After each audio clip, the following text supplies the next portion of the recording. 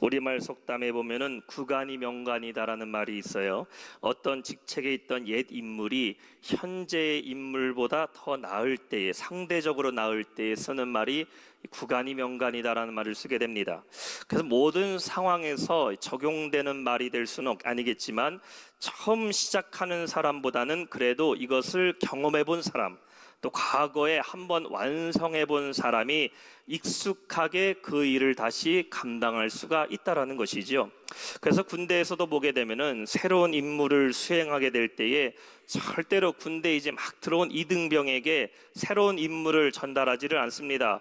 뭐 보수공사를 해야 된다던가 뭐 전투를 뭐를 해야 될 때에, 전략을 짤 때에 절대로 이제 막 군대 훈련소 칸 맞추고 온 이등병에게는 사실 뭐 제대로 된 거를 시키지를 않게 돼요. 무조건 따라하라고만 하죠.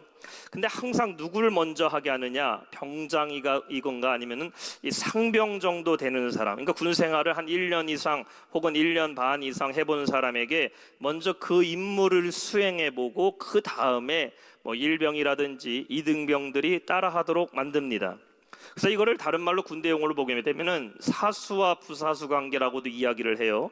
사수는 이미 이것을 경험했던 고참이 사수가 되는 것이고, 이 부사수라는 말은 사실 도와주는 의미를 갖고 있지만 군대에서는 한편으로는 사수의 일을 배우는 사람을 부사수라고 의미를 하게 됩니다.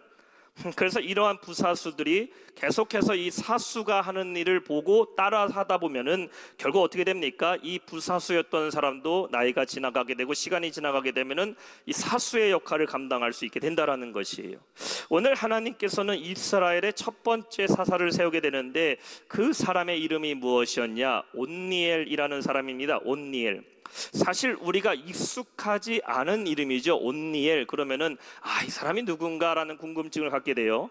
근데 오늘 성경에는 온니엘이 누구라고 소개를 하고 있어요. 9절 후반절에 보면은 이렇게 말씀하고 있습니다. 그는 곧 갈렙의 아우 그나스의 아들 온니엘이라 라고 말하고 있습니다. 그러니까 그나스의 아들 온니엘은 우리가 잘 알고 있는 갈렙과 어떤 관계라는 것이에요? 큰아버지와 조카의 관계라고 볼 수가 있겠죠. 영어 성분은 younger brother 그나스라고 얘기하고 있어요. 그러니까 갈렙이 형이고 그나스가 동생입니다. 그 그나스의 아들이 온니엘이라는 것은 우리나라 상황이라고 얘기하면은 온니엘은 갈렙을 가리켜 뭐라고 불렀겠어요? 뭐 큰아버지라고 불렀을 수도 있고 아니면 백부님이라고 부를 수 있겠죠. 그리고 갈렙은 온니엘을 조카라고 부르게 됩니다. 우리가 온니엘도 처음 들어보게 되고 사실 그나스라는 이름도 처음 듣게 되는데, 누구는 알고 있어요? 우리는 갈렙을 잘 알고 있습니다.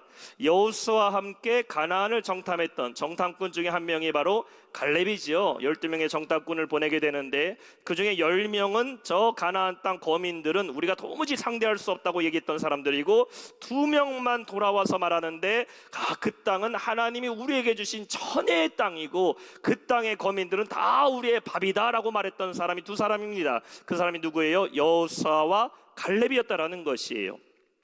그리고 갈렙은 어떤 사람입니까? 그가 죽기 전까지 그는 여호수아의 부관으로 활약했던 사람입니다. 정탐꾼으로 끝난 것이 아니라 모세가 지도자였을 때는 열심히 모세를 섬겼고, 그 다음에 여호수아가 지도자가 되자 여호수아의 부관으로 열심히 활약했던 사람, 이런 우리가 잘 알고 있는 갈렙의 조카가 바로 온니엘이라는 것이에요. 그러니까 우리가요, 온니엘은 몰라도 우리는 누구를 보면서 그를 인정하게 돼요? 이 온니엘의 큰아버지가 누구다? 바로 갈렙이었다라는 것을 보면서 우리는 그것만으로도 그러면은 갈렙을 큰아버지로 둔 온니엘은 괜찮은 사람이었겠구나라는 것을 인정하고 본다라는 것이에요. 아마 성경은 우리의 이러한 마음을 잘 알기 때문에 사실 갈렙의 아들이 아니죠, 갈렙의 동생의 아들이었음에도 불구하고, 다시 말해 갈렙에게는 조카임에도 불구하고 그 아버지의 형의 이름이 갈렙이라는 것을 소개하고 있는 것입니다. 우리가 때로는요, 이 유명인의 가족 중에 한 사람이 되는 것이 나에게 도움이 될 때도 있지만 때로는 그것 때문에 우리를 힘들게 할 때가 있어요. 언제 도움이 됩니까?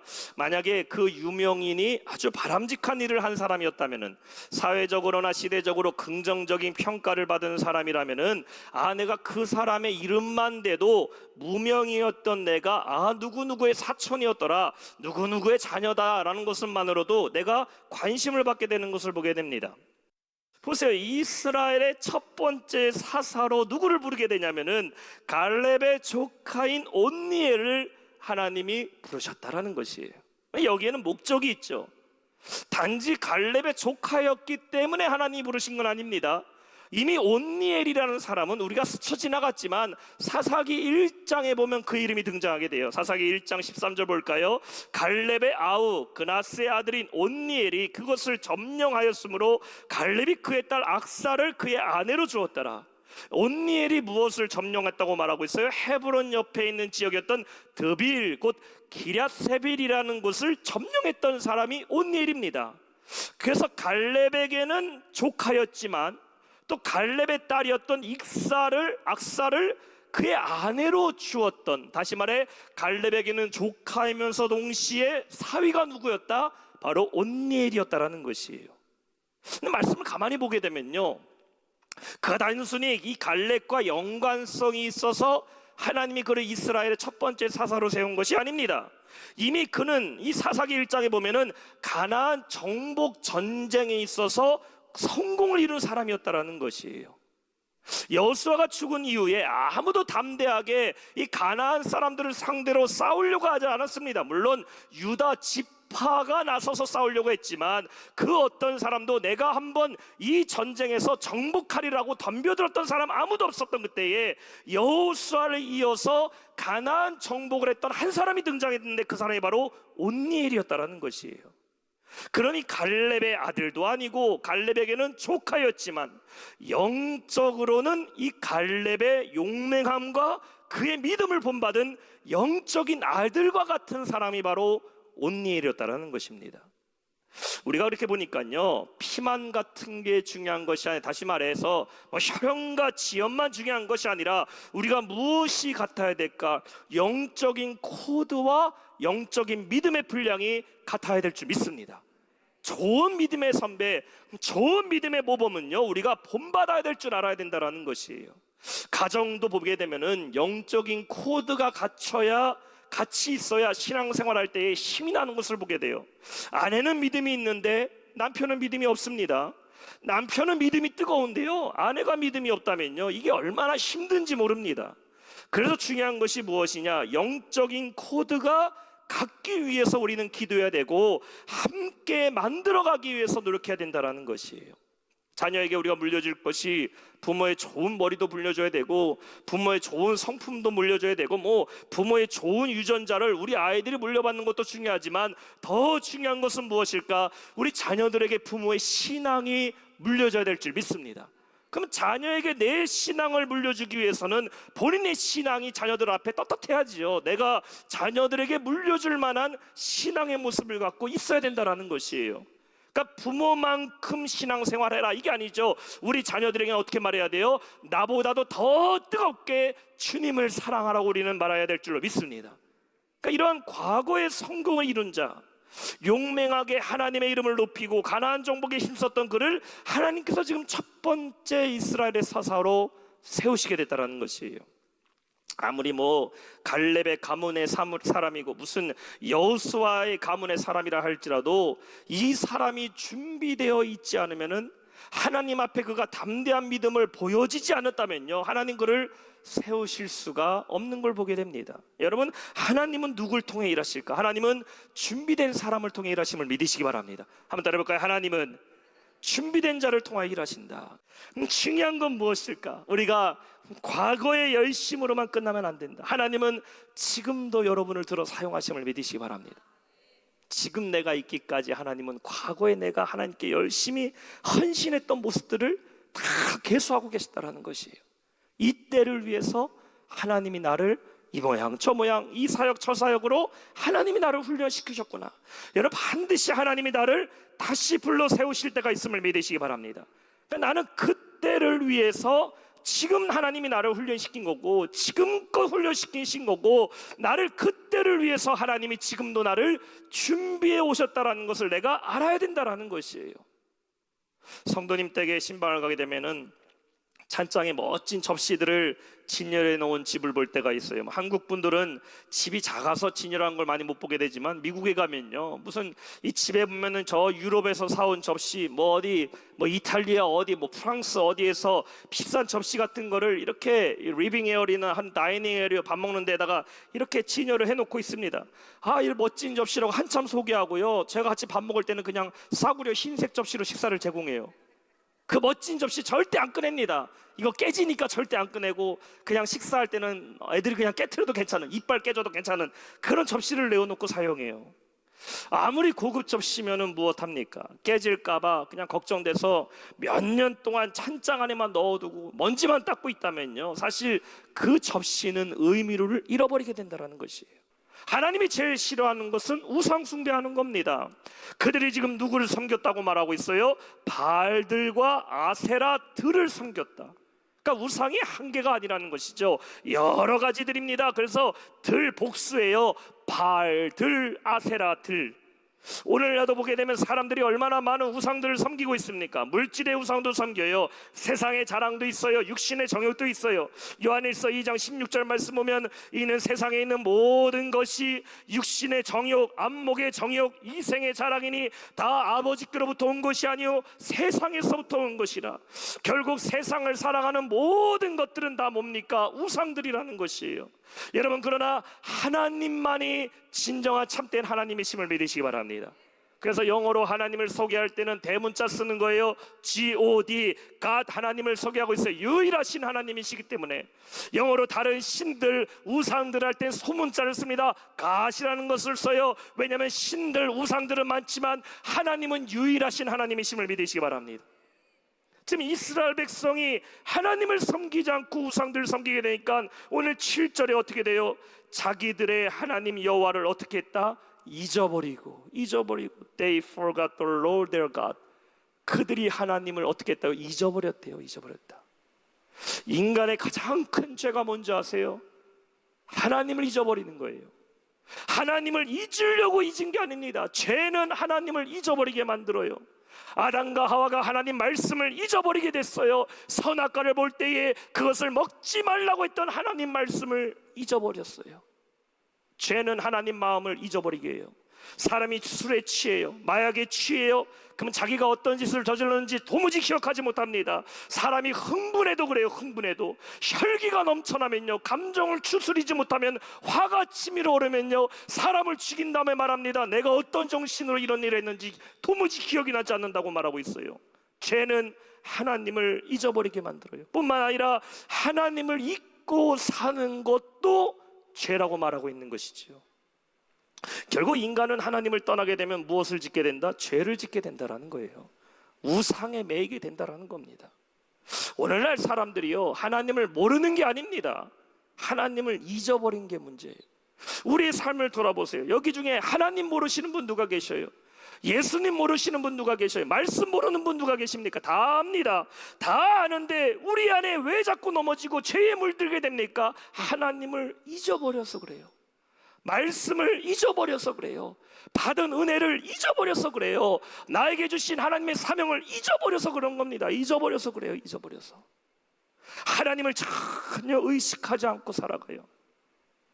하나님이 지금 나를 보고 계시고, 하나님 내가 내뱉는 이 나의 말을 다 듣고 계시고, 하나님 내 생각을 다 알고 계신다는 걸 전혀 의식하지 않고 내 육신으로 마음껏 죄를 짓고, 내가 하고 싶은 말 입 열면 다 할 수 있다고 말로 죄를 짓고 생각으로 죄를 지어버린다는 거예요.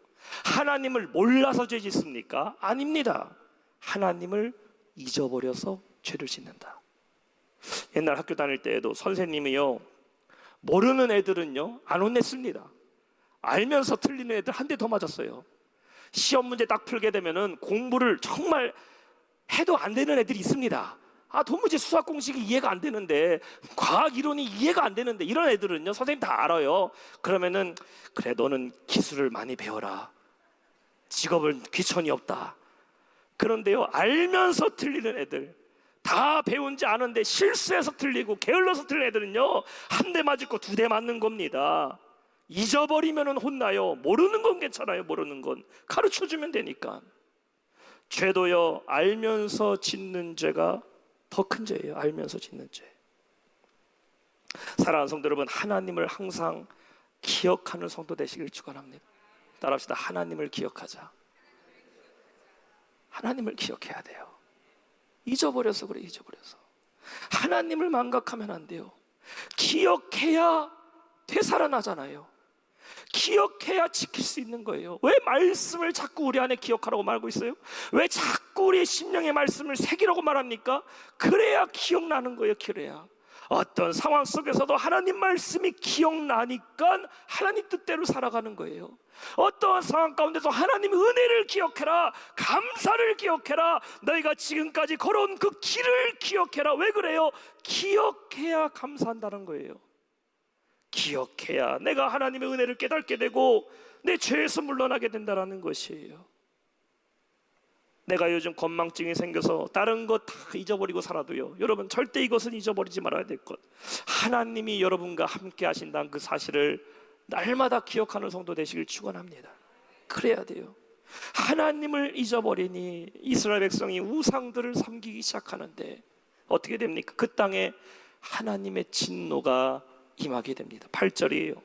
여호와께서 이스라엘에게 진노하사 그들을 메소보다미아 왕 구산 리사다임의 손에 파셨으므로 이스라엘 자손이 구산 리사다임을 8년 동안 섬겼더니, 하나님을 섬기지 않는 민족이 결국 누구를 섬기게 만듭니까? 이방신, 이방 왕을 섬기게 만들어 버렸어요. 이것을 성경에는 어떻게 표현하고 합니까? 리사다임의 손에 하나님이 팔아버리셨대요. 포기해버리셨던 거, 하나님의 소유권을 넘기신 겁니다. 팔았다라는 것은 소유권을 넘긴 거잖아요. 우리가 뭐 어디 중고마켓 누군가에게 물건 가지고 나서 이거 사세요, 내가 10,000원 주고 팔든 5,000원 주고 팔든지 간에 넘기면 더 이상 내 소유가 아닌 겁니다. 그 사람은 소유권이 돼버리는 거예요. 하나님이 지금 이방의 왕에게 이스라엘 백성을 팔아버렸다 이거예요. 하나님은 소관이 아니라는 겁니다. 결국 하나님 손에 있지 않으면 누구 손으로 넘어가 버린다? 사탄의 손에 넘어가 버린다는 것이죠. 이거를 이길 방법이 없는 겁니다. 8년 동안 이스라엘 백성들이 그 메소보다미아 왕에게 고통을 받게 되는데, 이 고통이 얼마나 극심한지 9절에 보면은 그제서야 이스라엘 백성들이 하나님께 부르짖기 시작합니다. 이 얼마나 어리석은 모습입니까? 결국 인간은 절망을 경험하게 될 때 비로소 구원자가 누구밖에 없다? 하나님밖에 없다라는 것을 깨닫게 된다. 하나님을 잊어버리고 바알들과 아세라들을 섬겼는데, 바알과 아세라가 이스라엘 백성을 이방 백성에서 구원할 수가 있겠습니까? 구할 수 있다면 그들은 바알과 아세라를 그 8년 동안 부르짖었겠죠. 그러나 우상들은 절대로 이스라엘 백성들을 구원시킬 수 없다라는 것을 지금 여기서 증명하고 있는 거예요. 아무리 내가 우상 앞에서 빌고, 아무리 내가 우상 앞에 도와달라고 세상 앞에 도와달라 해도요, 세상은 아무 힘이 없는 거예요. 하나님만 우리를 구원할 수 있음을 믿으시기 바랍니다. 오늘 밤도 우린 누구에게 부르짖어야 된다? 우리의 도움 되시는 하나님께 부르짖어야 될 줄 믿습니다. 시편 120편 1절과 2절 말씀 보세요. 우리 한 목소리 읽어볼까요? 시작. 내가 산을 향하여 눈을 들리라. 나의 도움이 어디서 올까? 나의 도움은 천지를 지으신 여호와께서로다. 따라합시다. 나의 도움은 천지를 지으신 여호와께서로다. 우리의 도움은 어디 있어요? 천지를 지으신 하나님께 있을 줄 믿습니다. 며칠 전에 제가 콘크리트 유토피아라는 영화를 봤어요. 이 영화가 메시지가 있는 영화더라고요. 건물이 다 무너지고 아파트가 하나 남았는데, 온전하게 세워져 있는 아파트 하나 믿고서 거기에 살고 있는 사람들이요, 모든 인간으로서의 인류애라든지 도덕심이라든지 이런 것들은 다 무너져 버리는 것을 그 영화 속에서 이렇게 메시지를 담아 보여주더라고요. 사람이요, 물질 하나 믿고 의지하면요, 그게 나를 살려줄 거라고 생각하지만 그것으로 살 수 있는 게 아닙니다. 집착하면 집착할수록 그것 때문에 우리는 다른 걸 볼 수 없는 거예요. 우리의 도움은 어디서 올까? 우리의 도움은 눈을 들어 하나님께 옴을 믿으시기 바랍니다. 결국 이스라엘 백성이 고통 중에 누가 있다라는 것을 깨닫게 돼요. 그들이 아까는 잊어버렸다 그랬어요. 잊어버렸는데 팔리고 나자 깨달은 게 있어요. 우리에게는 하나님이 계신다라는 것을 비로소 깨닫게 됐다. 지혜로운 사람은 어떤 사람인가? 오늘 말씀을 통해 우리는 해답을 찾게 돼요. 지혜로운 사람은요, 위기를 만나고 고통을 만난 뒤에 하나님을 찾는 것이 아니라 날마다 하나님을 찾는 성도가 지혜로운 성도임을 믿으시기 바랍니다. 그렇잖아요. 날마다 하나님을 찾는 자는요, 환난이 올 때 하나님이 피할 길을 열어주심을 믿으시기 바랍니다. 설상 날마다 하나님을 찾는 자, 환난이 온다 할지라도 하나님 반드시 그것을 이기게 하심을 믿으시기 바랍니다. 이렇게 고통 중에 신음하는 이스라엘 백성을 위해 하나님 오늘 누구를 세워주시요? 9절 말씀 보세요. 우리 한번 한 목소리 읽어봅시다. 시작. 이스라엘 자손이 세워 그들을 구원하게 하시니 그는 곧 갈렙의 아우 그나스의 아들 온니엘이라. 하나님이 구원자로 누구를 세우셨다? 온니엘을 세우게 됐다. 온니엘이라는 이름의 뜻은 하나님의 사자라는 이름을 갖고 있어요. 하나님의 사자.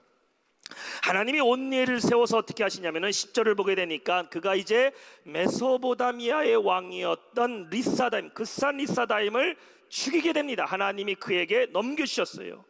전쟁을 보게 되면은 병사들끼리 나와서 싸우는 싸움이 있어요. 이쪽 편과 저쪽 편이 넓은 들판에 모여서 야 하고 소리 지르면 상대방이 막 같이 달려나와서 모든 병사들이 치열하게 치고받고 싸우는 전쟁이 있는가 하면은, 때로는 어떤 전쟁을 보게 되면은 대장끼리 나와서 싸우는 전쟁이 있습니다. 1대1로부터 이거를 일기토라고 얘기를 해요.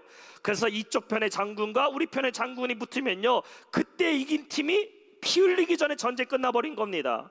그래서 일기토의 장점이 뭐냐면요, 적군의 이 적장이나 왕을 내가 물리치게 되면요, 다른 병사들은 희생 없이 전쟁 끝나버리는 거예요.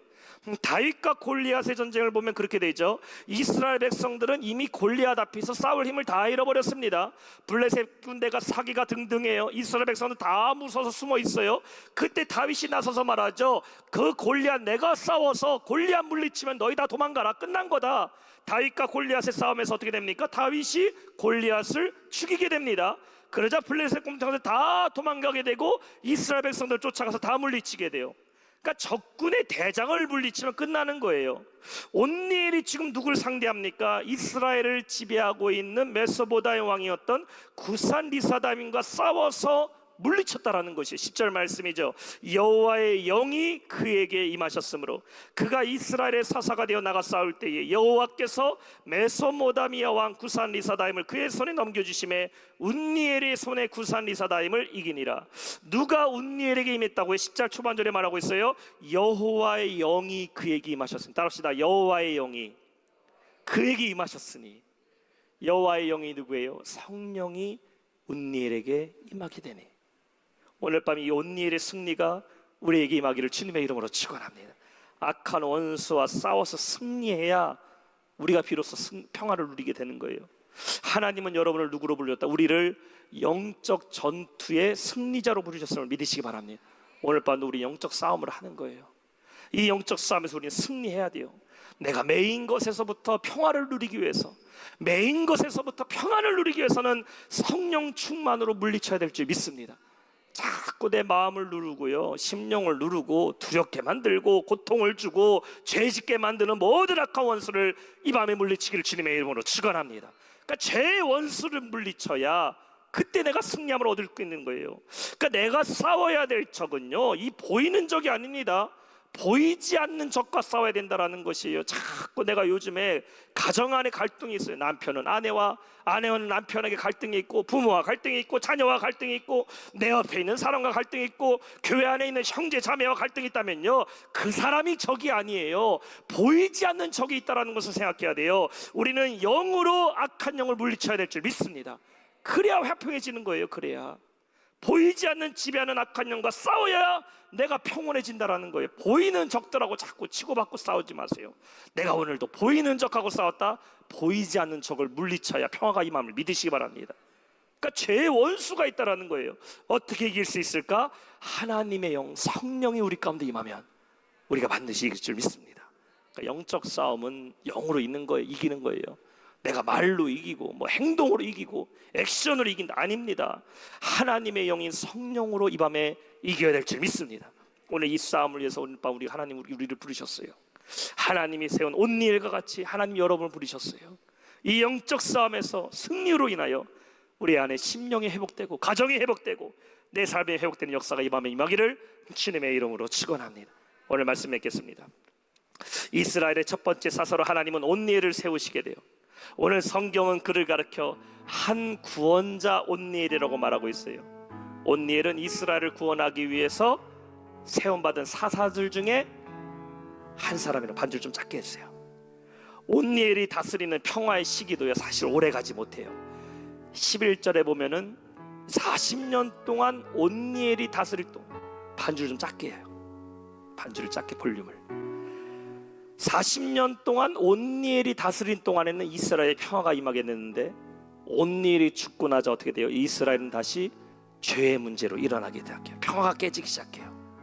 우리에게는 온니엘과 같이 한 구원자, 어세이버가 있는 것이 아니라 우리에게 누구에게 있어요? 영원한 구원을 주시는 예수님이 계심을 믿으시기 바랍니다. 예수님은 한 구원자가 아니에요. A 세이버가 아니라 우리 예수님은 더 세이버, 우리의 영원한 구원자이심을 믿으시기 바랍니다. 오늘 밤 우리 누구를 의지해요?